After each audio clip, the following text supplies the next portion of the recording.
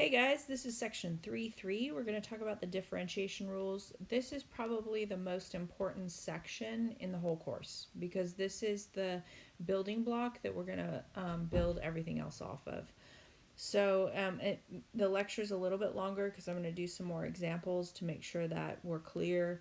I really want to encourage you to rewatch the video, to work along with me, to stop it, back it up, try the example yourself.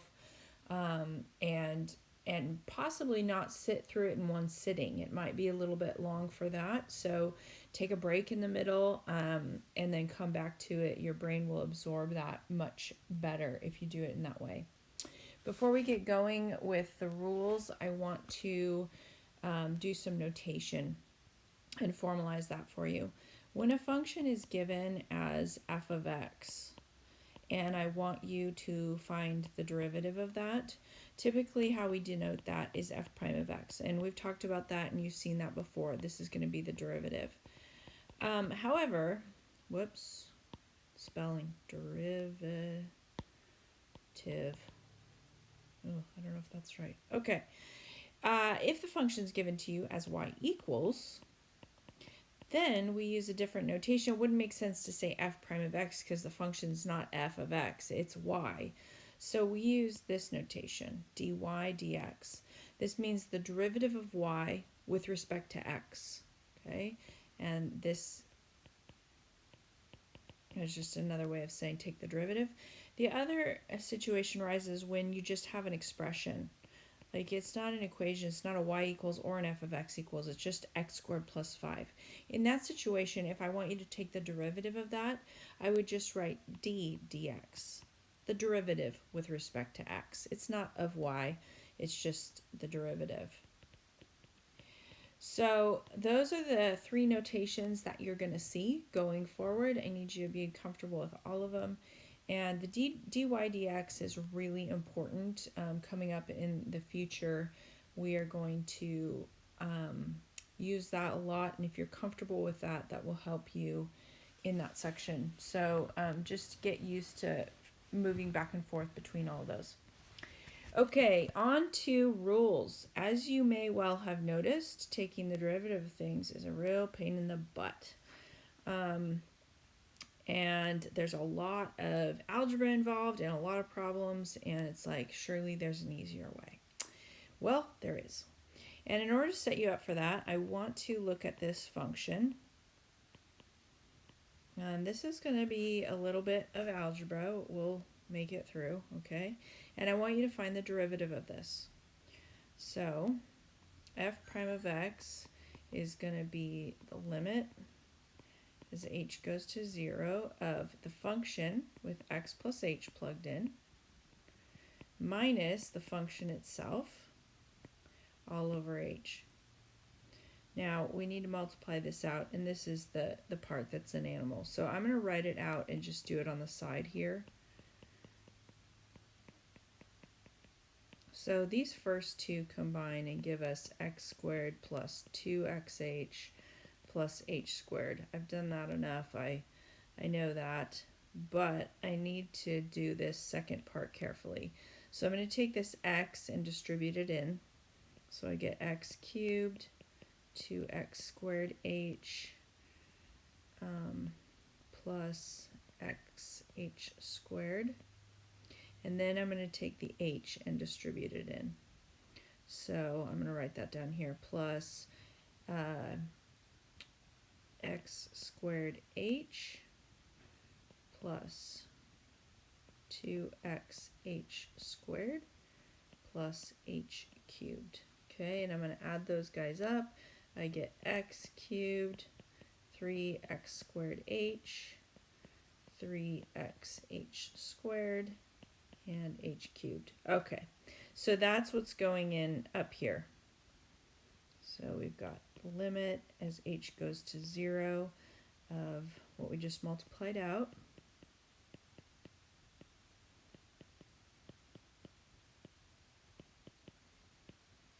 And then we are going to subtract the x cubed all over h. And our non-h terms cancel. The x cubes cancel out, and I'm going to factor out an h out of the top.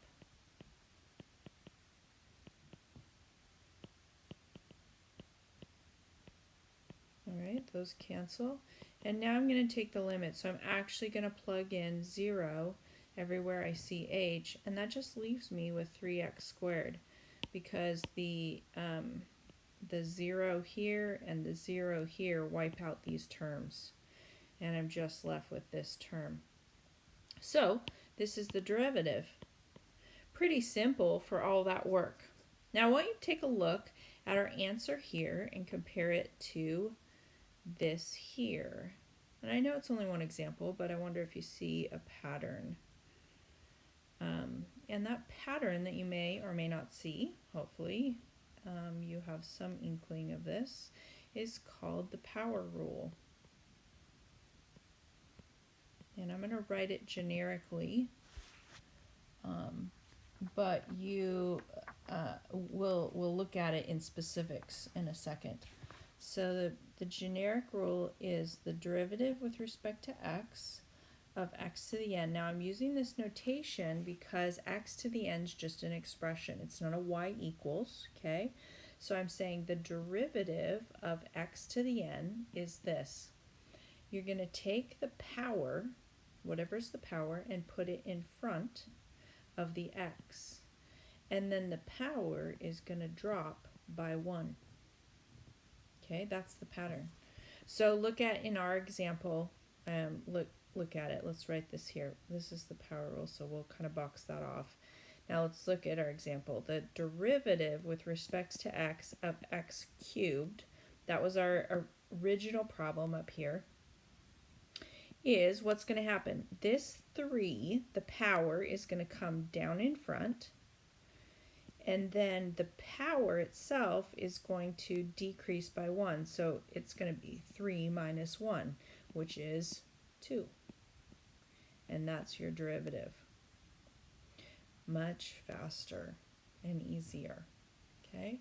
This is true with negative exponents as well. Negative and positive exponents. So if we get, let's say, f of x equals x to the 5th. Now think about this. If you use the definition of the limit, you'd have to go to the 5th power. That would be horrible to multiply out. But now with this power rule, we say, okay, take the 5 down in front and then drop the power by 1. That's the answer, 5x to the 4th. Pretty slick. Now, what if there's a number in front of there? So what if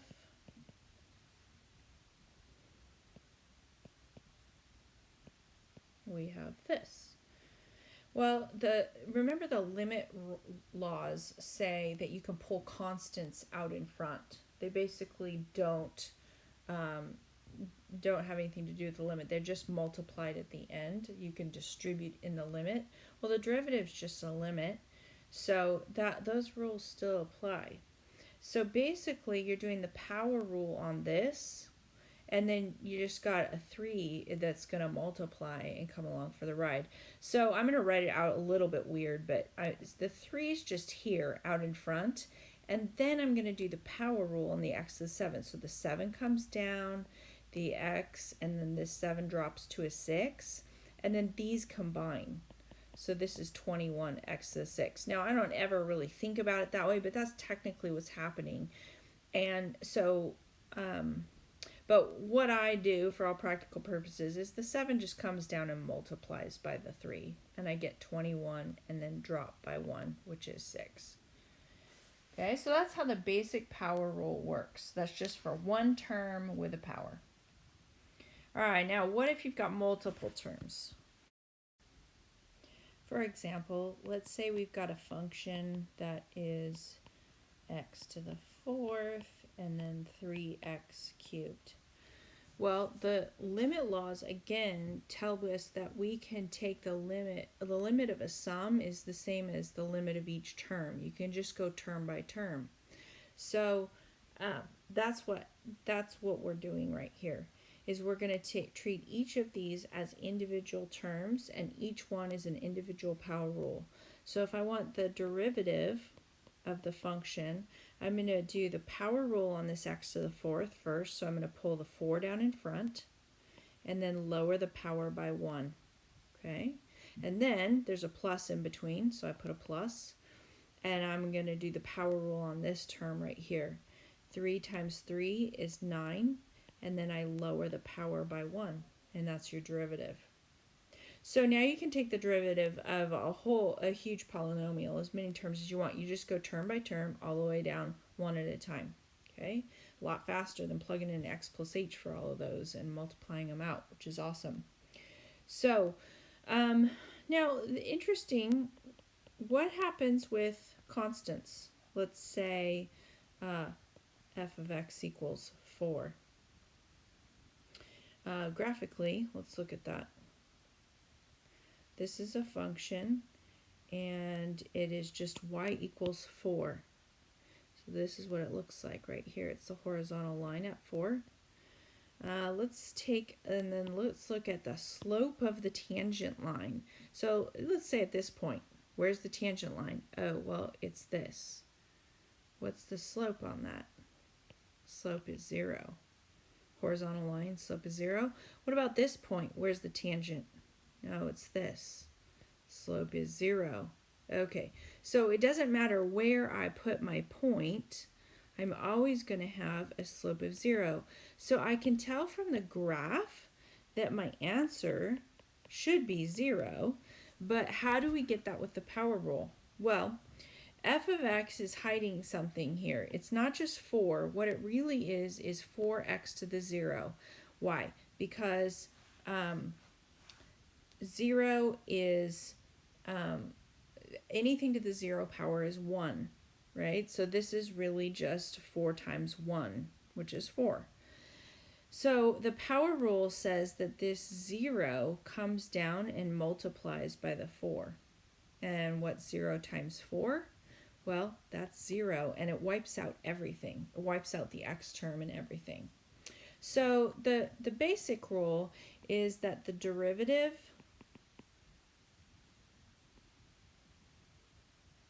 apparently I don't know how to spell derivative at all.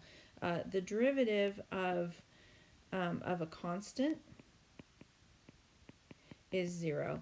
Now you can memorize that, and I mean I'd like you to just know that quickly, but this is the y. Okay, the y is because the power of x is 0 on a constant, and that wipes the whole thing out when you bring it down front. All right, so then if I've got a polynomial, now 3x squared plus 2x plus 5, let's take the derivative of that. The 2 comes down and hits the 3, makes a 6. The power decreases by 1. All right, now I put a 1 there. You don't have to write a 1, obviously, but there you go. Okay, plus, now let's do this one carefully. What's the power on this x? If you said 1, you'd be right. That's good. So the 1 comes down and multiplies by the 2, and you get 2. And this 1 decreases, so it's now 0. Wait, what's x to the 0? It's 1. Anything to the 0 power, any number to a 0 power is 1. So what that really is saying is this is just 2. 2 times 1 is 1. Or 2 times 2, 2 times 1 is 2. Okay, and then the derivative of the 5, as we just talked about, the 0 comes down and makes this 0.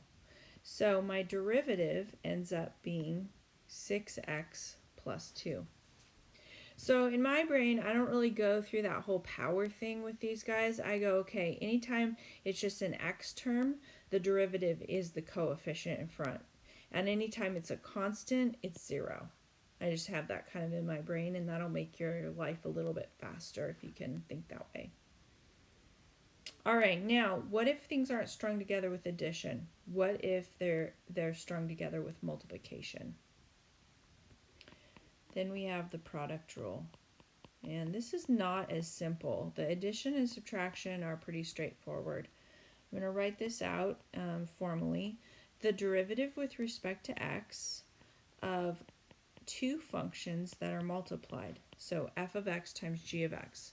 The way you do that, oops, I'm going to run out of room. I'm going to shift this over, is you take the derivative of the first function, the first part, and you multiply that times the second part without a derivative, okay? Then you add the derivative of the second part times the first part by itself without a derivative. That's how you formally write it. All right, so let's go through an example. Let's say we have f of x equals 2x to the fifth times 4x squared plus x.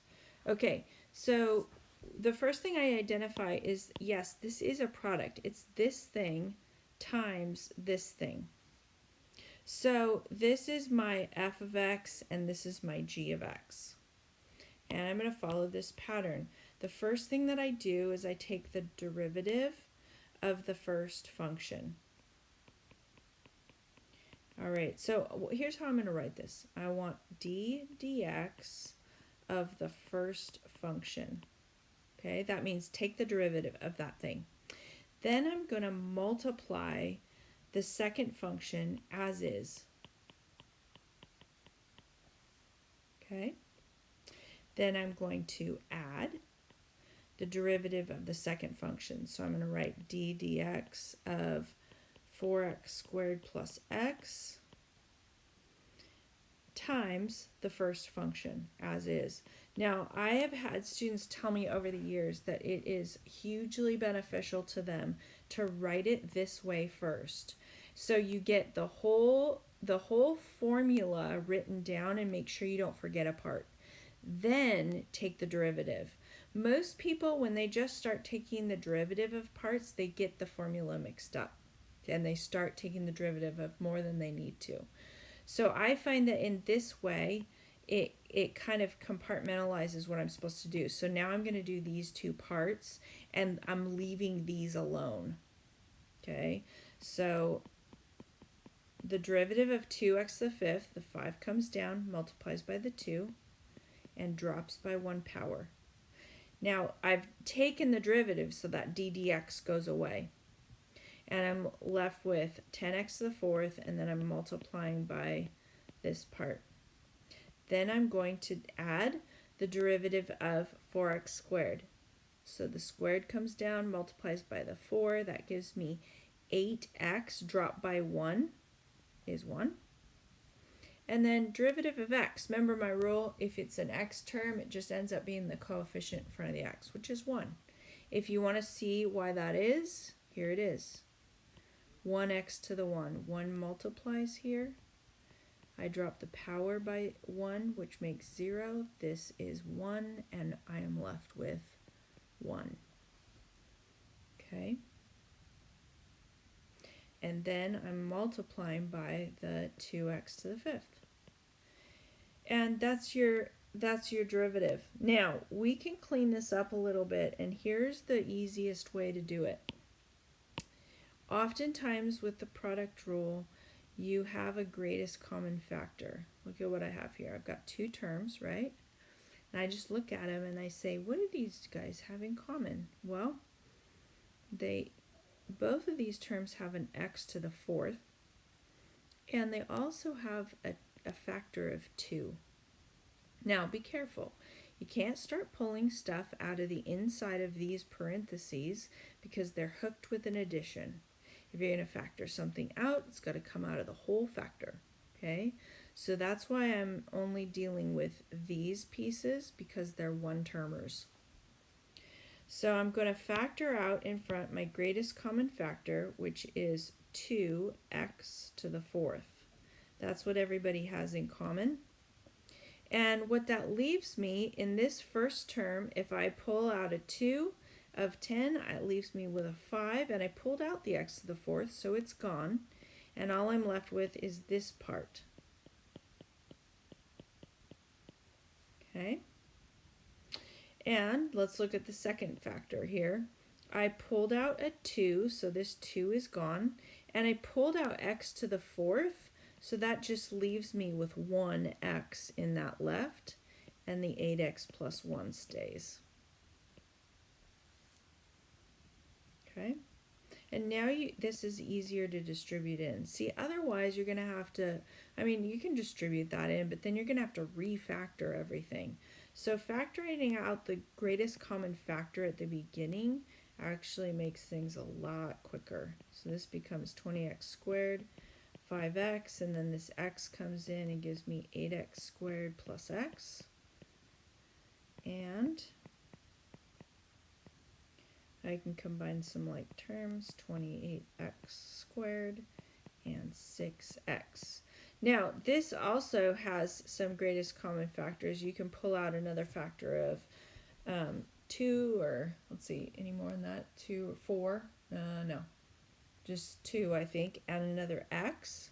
That's not as important to me as getting this step whittled down. Okay, so if you haven't pulled out the whole of the greatest common factor, that's fine. But if you want to, you can pull out another 2, which is going to make this a 4, and another x, which is going to make this x to the fifth. So that leaves me with a 14x plus 3 inside. Okay, both of these answers would be acceptable to me as long as you kind of get it pared down a little bit. All right, so that's the product rule. Now, if you want to try one on your own, go try example 3.24 in the book. Do it like you've done before. Pause the video. Go and write down the problem, cover the solution, and try it on your own. Okay? That's a pretty critical part of learning, is trying it yourself. So I'd really encourage you to do that right now. Okay, hopefully you did that and you're back. Let's talk about the quotient rule.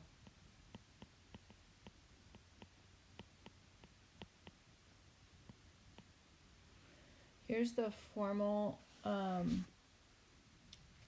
definition of the quotient rule. The derivative of two things divided, quotient means divide, okay, is this. The derivative, I'm going to write it this way. The bottom times the derivative of the top minus the top times the derivative of the bottom all over the bottom squared.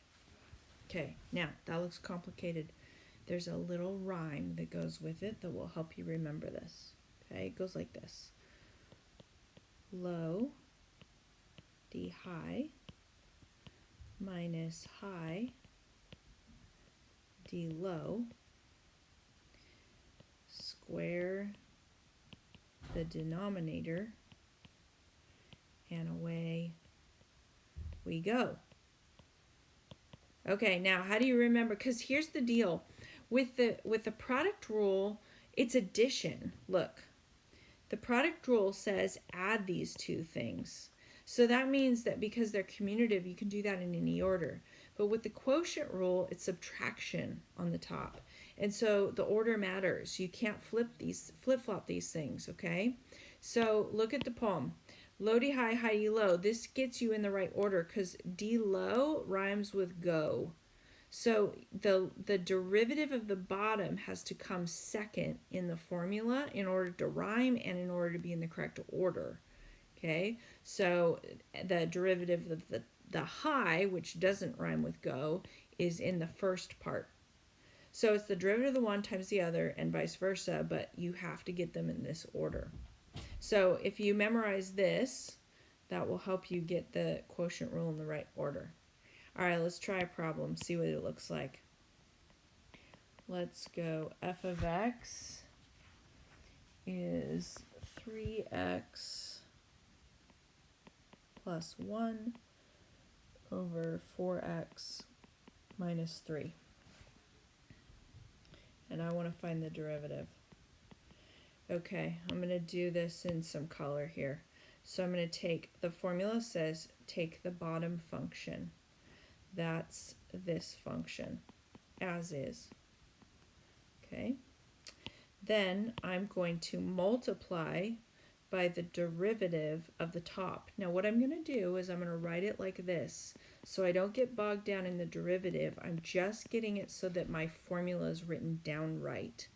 And then I'll do the math. So one step at a time. Okay.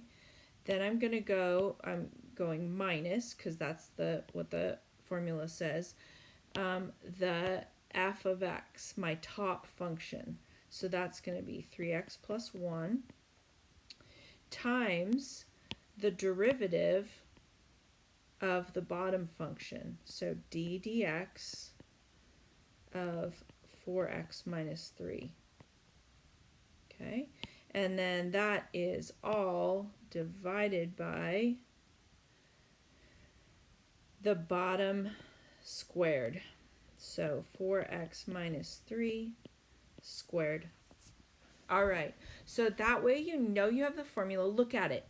It looks like this, looks like this. Can you see? It's like the one derivative of another minus one derivative of another, something over something squared. The form is kind of the same. That's a good check.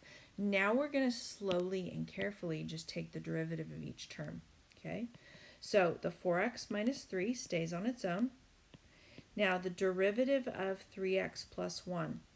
Derivative of 3x is 3. Remember, any x term, it's just the constant in front. And the derivative of 1 is 0, because it's a constant. Okay.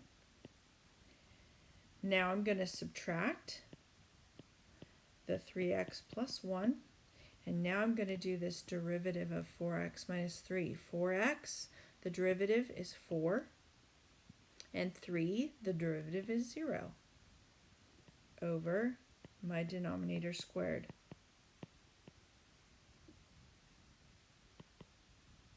So distribute in the 3.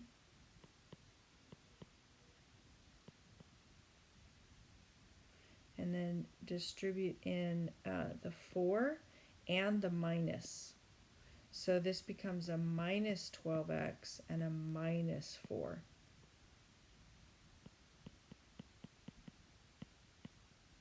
Okay, these 12x's cancel, and I'm left with a minus 13 over 4x minus 3 squared.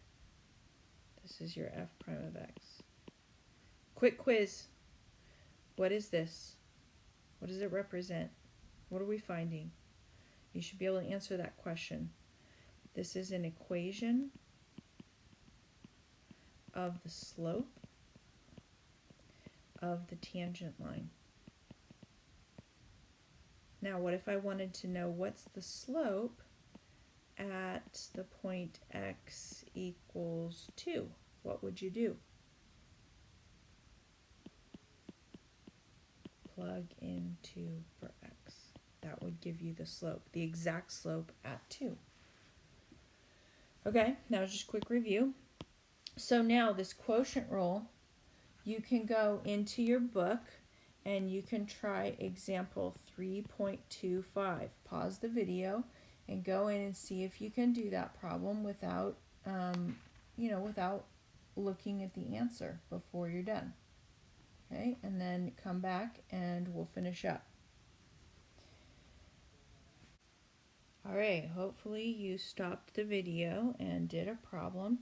I'm going to show you a few shortcuts with the quotient rule. The quotient rule can be a little challenging, and it can get kind of like a big mess too. So any shortcuts are welcome. The first is with a function like this. Let's see. Let me put a constant up here like this, maybe. Okay. This is a division problem, and it's a quotient rule. So let me walk you through that because it's still new. Hey, by the way, I don't expect that you are like a rock star at this quotient product rule now. This is hard, okay? You're going to struggle with it. It's okay. I've only done one example. I don't expect you to grab it right away. So it's going to require you to try and wrestle with this a little bit. Come into office hours, ask for help. This is not an easy thing, so don't get frustrated, just keep persevering. Okay, so let's do the quotient rule on this. I'm going to say it as I go. I'm going to do low, d high, so derivative of the 3, minus high, d low. Square the denominator, and away we go. I say that every time I do the quotient rule, and you'll have it memorized because you do need to memorize it. Okay, now let's go through and actually do the derivatives. The derivative of 3, that's a constant. The derivative of any constant is 0. So what that does is I get x to the 4th times 0. It wipes this whole term out. Okay? Then I get a minus 3, and the derivative of x to the 4th, bring the 4 down and lower the power by 1. Okay? And that's all over. Now, these guys, when they're hanging out in the air together, they multiply. So I've got negative 12x cubed over x to the 8. Because these are each individual terms, I can cancel 3x's off of here and 3x's off of there. That's going to give me negative 12 over x to the 5th. Okay, and that's my answer. Now, let me show you a shortcut. Because this original problem is one term over one term, say that with me. Because I only have one term on the top and the bottom. If you've got addition, this is a no-go zone, okay? But because you've only got one term, you can rewrite this. In Algebra 2, we talked about how to take this x to the 4th and bring it upstairs. If I want to bring this x to the 4th up, I can do that. What I have to do is I have to change the sign on the power. This trick is going to be bread and butter for you. If you can get real comfortable with this positive negative exponent thing, it will really help you. So these are equivalent statements. Now, if I want to take the derivative, what I've done now is I've eliminated the quotient because it's no longer a division problem. Actually, it's just a simple power rule. It's a one-term power rule. So let's do that. The negative 4 comes down in front, okay? And 3 times negative 4 is negative 12. And then I lower this by 1. Now be careful, think number line, because everybody wants to say that it's 3, but it's not. You got to lower it in negative land. That's going to be negative 5.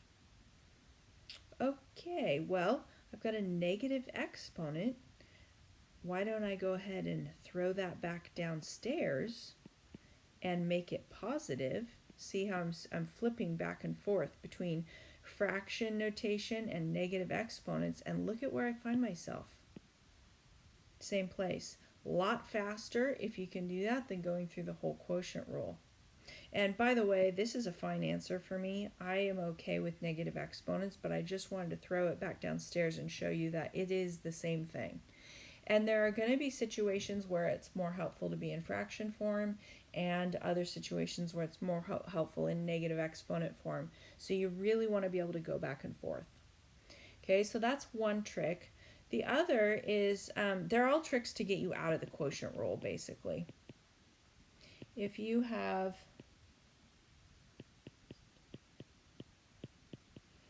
a quotient that's like this, again, you do have multiple terms up top, but the key to this is that you have only one term downstairs. The way that we broke this up in Algebra 2 is we said, hey, if there's only one thing downstairs, you can break it up under each of these. This is the same as x cubed over x, 2x squared over x, and 4 over x. Now, if I do a little reducing, this guy reduces 2x squared. One of the x's cancels on the top and the bottom. This one reduces to 2x, because I take one off top and bottom. And this one, nothing cancels, but I can use the trick that I learned up here. I could say this is 4x to the negative 1. Okay? And so now I'm going to take the derivative of this. Now I've reduced it to just a polynomial, and I can go term by term. So the derivative of, let's write f prime of x equals x squared. That 2 is going to come down, and I'm dropping the power by 1 to 1. The derivative of 2x is just 2. And here I'm going to take the negative 1, multiply it here, and get a positive 4. And then I'm going to drop this by 1. That makes it negative 2. This is a great answer. You're done. Or if you like, you can throw the x to the negative 2 downstairs and make it over x squared. So those are a couple shortcuts, ways to get you out of the quotient. Now, if I throw a big fat problem like x squared plus 9x plus 1 over x cubed minus 3x plus 1, there's nothing you can do about this to get out of the quotient rule. You got too many terms down here, too many terms up here. This has to be a quotient rule situation, okay? In class, we'll talk a little more about how to reduce the quotient rule and do some practice problems. For now, start to go through the homework and see if you can knock some of those out and get a little bit of practice. Great job, guys. I'll see you next time.